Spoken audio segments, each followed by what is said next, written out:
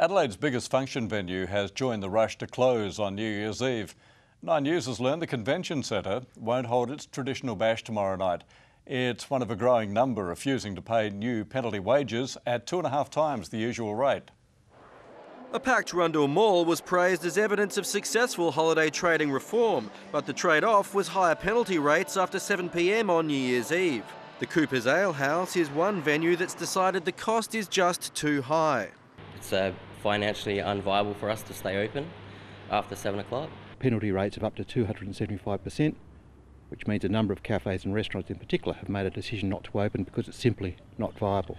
The Restaurant Association believes up to 70% of eateries will close tomorrow night.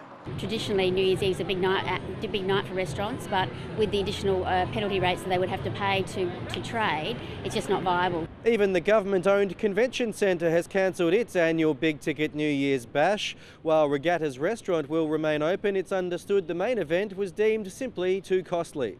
Restaurateurs, cafe owners are voting with their feet. They've decided that the government's idea doesn't work. But the union behind the deal says it's done a straw poll and believes most businesses will trade. There's a huge number of venues that are open on New Year's Eve that will be trading as usual. They'll be paying their staff the appropriate penalty rates, and I think South Australian consumers will support those businesses as a consequence. The Hotels Association warns the shutdown could be more widespread this time next year.